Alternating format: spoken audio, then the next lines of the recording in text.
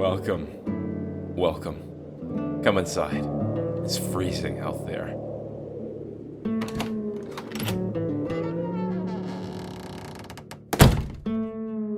I am so glad you could come. I'm surprised you were able to find time to make it up here. God thank her for that. Now, correct me. You say you knew one of them, right? Yes. I remember now. Your mother was the one. So many stories I've heard of them. I can't believe she hasn't told you more. I'm assuming that's why you are here. To learn more about them. Well, I want to introduce you to a story. I want to allow you a second-hand exposure. Take you along for a journey of sorts. Okay, I'm going to take you back. Let you get an understanding of exactly what happened. But let me warn you, this story is not one for the faint of heart. Many evils are of this world, and at that time, they were not unbeknownst of them. And this reminds me, the cast. I guess a summary of that group would prove useful. Let us begin. We must begin with the man that set this journey forth. Macheath. Captain Macheath. Simply to put, he was collecting the best possible group of men to carry out quite a tedious task for him. Fur collection and trade. Extremely lucrative. Extremely dangerous. At this time, America was a seductive, sprawling canvas of fortune and misery. Much was to be gained by going there, but also a high potentiality of loss. And Mac knew that. You needed to be tough, you needed to know the land, and you needed to know what to do when shit went bad. And I'll tell you, these men were just that. During those initial days of what was to become so much more, the men became introduced to one another, and so you.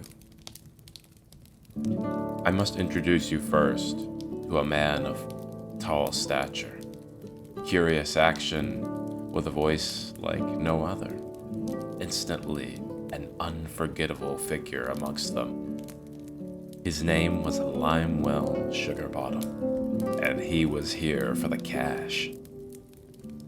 He came from lands far away, seeking respite in these lands, this job, to quell those memories coming up from the shuttered doors of his memory. A brand new start in a brand new world. This could be it. He brought many unique skills to the table, some even somewhat dastardly in nature. He definitely was hiding something. But what? Moving along, we come upon a mountain of a man, hero-born, full of New World optimism and vigor for the hunt. This man was Ethaniel Boone, a renowned trapper, huntsman, explorer, and most importantly, friend. If you were to become an enemy of Boone, all I can tell you is that he would have the utmost pity for you. Boone was a leader and holy man to most. He exuded a confidence that all could rely on, if only he could find that for himself. Inner struggle, inner turmoil. Even a man as he has his personal battles. But on we must go. And so we come upon a man of deep solace and stern visage.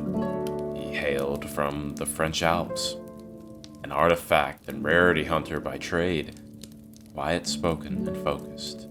He really, truly sought one thing: to find himself.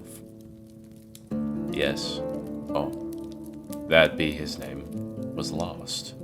A memory dashed from him long ago during a tumultuous period of war. Bits and pieces of that chaos-filled memoryscape came and went, but his recollections of war, so long ago they were, it's as if he had been around for centuries. Strange. He brought a stone-like endurance to this group that held them together when the going got rough. And rough it did get, I can tell you that. On we go towards someone. A mysterious man, holding quiet authority, carrying an aura of darkness. Nashun Simone, a Mohican native. He knew these lands like a hawk flying in its native sky. Outcast he was. This venture provided an escape to hopefully clear his mind. Clear his mind. If only he could. That murmuring, always there, always whispering. It couldn't stop. There was something else besides Nashun inhabiting that body. Something sinister. I will go ahead and tell you, there is another, met along the way, not at the genesis of this journey, but with a soul that had almost experienced it alongside them. A character of joyous intention and much musical talent. I will introduce you now to the Guitar Bard. Met in a tavern at a point in that ever-long journey, he instantly charmed them, with talents in bounty hunting as well as skill would provide to become quite useful. There was more to him though, something archaic, something... I will remember what it was eventually. Finally, I must tell you of two others. And woeful their tale is, but I must relay it to you for its importance to this story. It's necessary. Two lives cut short by an unforgiving world. Two heroes felled too early. Gone, but to never be forgotten. They arrived with the others on the shores of that new land with vision. But sometimes things must go. So is the way of life. Their deaths occurred on the same day, distances apart, but felt in the soul by every member of that crew. The first to leave us, being an individual that graced the party with nothing but goodwill and care.